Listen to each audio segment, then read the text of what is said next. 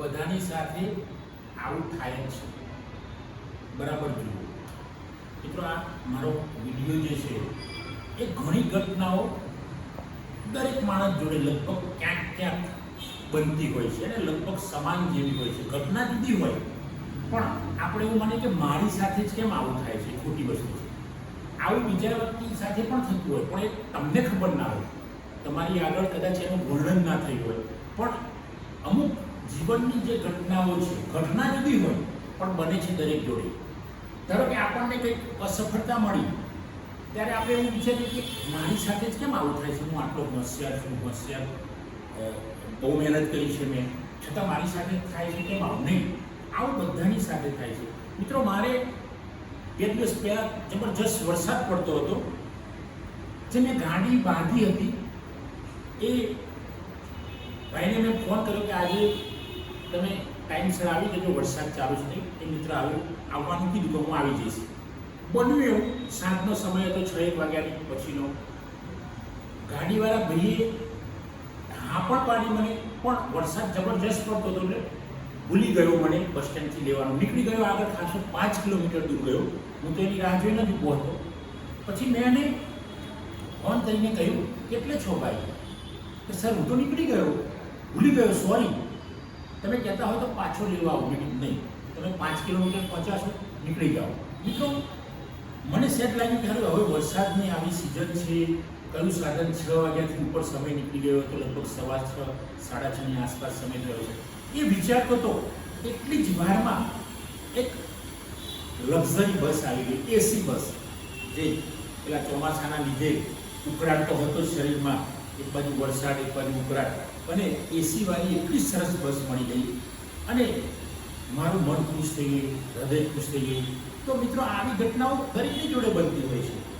મેં MLIC gold medal with net examination સાથે pass કરી. બે જગ્યાએ મેં ટોટલ 3 જગ્યાએ ઇન્ટરવ્યૂ આપ્યા. એમાં 2 જગ્યાએ ઇન્ટરવ્યૂ આપ્યા, એમાં મારું સિલેક્શન ન થયું.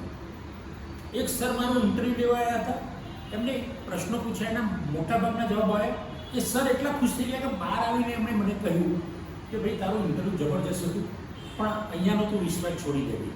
ત્યારે મને થોડુંક દુઃખ થયું, થોડુંક નહીં ઘણું દુઃખ થયું. પણ એ સાહેબનો હું આભાર માનું છું કે એમણે મને તાકીદ એ વખતે કરી દીધેલો.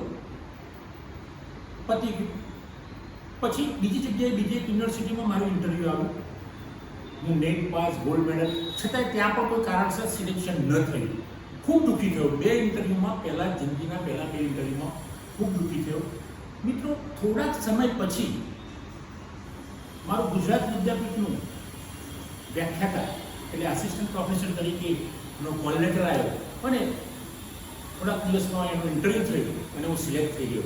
ત્યારે પેલી 2 ઘટનાઓ જે દૂર બનેલી એ મેં એને યાદ કરી, રિમાઇન્ડ કર્યું અને વિચાર્યું કે જે પેલી જગ્યા હતી એ આના કરતાં જુદી હતી, દૂર હતી. એ કોલેજમાં હતી, બહુ દૂર હતી. ત્યાં ના લાગ્યો કે ઈશ્વરે કંઈક મારા માટે સારી વાત, સારું કિસ્મત સર્જ્યું હશે. તો જીવનમાં આવું ઘણીવાર બનતું હોય છે. અબ્દુલ કલામનો જ આપણે કિસ્સો જોઈએ છીએ કે અબ્દુલ કલામ પાયલટનું ઇન્ટરવ્યૂ આપવા ગયેલા, ત્યાં એમનો વેઇટિંગમાં નામ હશે, એમનું સિલેક્શન ના થયું, ખૂબ દુઃખી થયા. પણ પછી શિવાનંદના આશ્રમમાં ગયા. શિવાનંદ જે સ્વામી હશે એમના ત્યાંથી એમને બહુ સાંત્વના મળી. મિત્રો, ઘરે ગયા અને એમને જે આ સાયન્ટિસ્ટ બનવાનું હતું એ સંદર્ભનું ઇન્ટરવ્યૂ, કોલ લેટર આવેલું હતું. તો આવું તો જીવનમાં દરેક ના બને કે આપણે એક બસ ચૂકી ગયા તો એના કરતાં સારી બસ મળશે.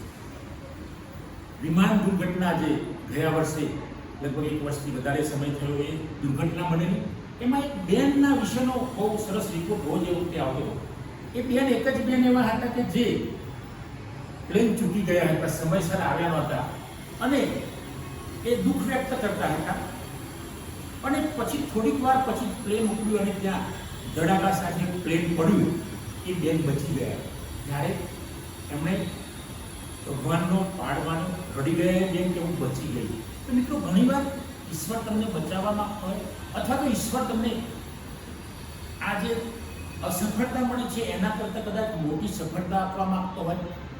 તમારી મહેનત એટલી બધી હોય કે તમને નાની સફળતા તમારા માટે નાની છે એટલે કદાચ તમને ઉપર લઈ જવા માંગતો હોય ઈશ્વર. ઘણા બધા રીઝન હોય છે, એ આપણે જાણતા નથી. પણ આપણે એવું જ વિચારીએ કે મારી સાથે જ કેમ આવું થાય છે, એવું નથી.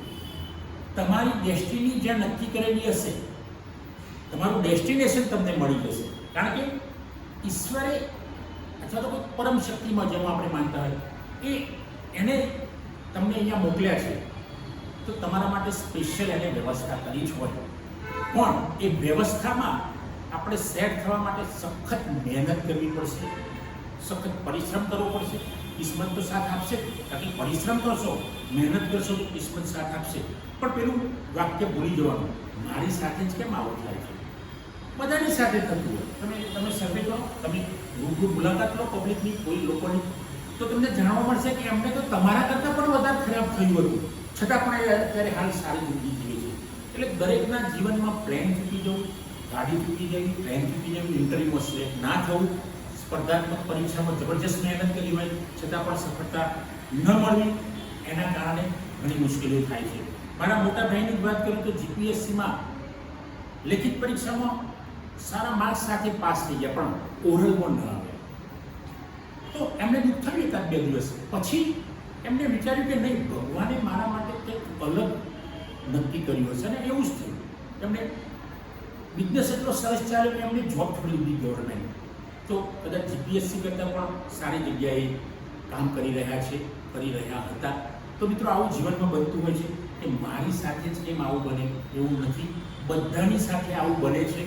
તમે સર્વે કરો, તમે કોઈ મિત્રને પૂછજો, તો કદાચ એને તમારા કરતાં પણ વધારે ખરાબ ઘટનામાંથી પસાર થયો હશે, પણ તમને ખબર ના હોય એટલે એવું લાગતું હશે.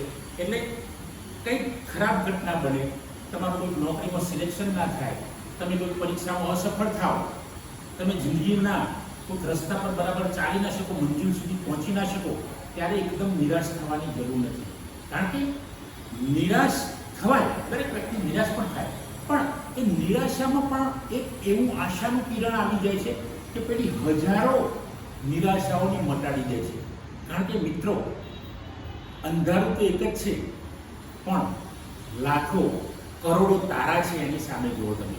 માત્ર અંધારા સામે ના જુઓ, કારણ કે જીવન અંધારું નથી, જીવન તો પ્રકાશ છે. અંધારું તો પ્રકાશની ગેરહાજરી છે. અને તારાઓ સામે જુઓ કે જે ચમકે છે. બાકી અંધારા સામે જોશો તો તમે બધું નકારાત્મક જ લાગશે. તો મિત્રો, આપ સૌને ખાસ હું જણાવું છું, ખાસ યુવા મિત્રોને, નવી પેઢીને, ન્યૂ જનરેશનને, દીકરાઓને, કે કંઈક તમારી સાથે દુર્ઘટના બની જાય, અઘટિત ઘટના બની જાય, તો એને થોડોક સમય રંજ રહેશે. બધાને, મને પણ, તમને દરેકને, પણ ધીમે ધીમે એને ભૂલી જવાનું. કારણ કે તમારે એના કરતાં વધુ આગળ જવાનું છે. એટલે પેલી નાની બાબત તમને મળી નથી. મિત્રો, તો તમે આ વિડીયો જુઓ અને સારો લાગે તો શેર કરો, અને આપ પણ આમાંથી કંઈક નવા જ્ઞાનનું સર્જન કરો, એ શુભેચ્છાઓ સાથે. જય હિન્દ, જય ભારત.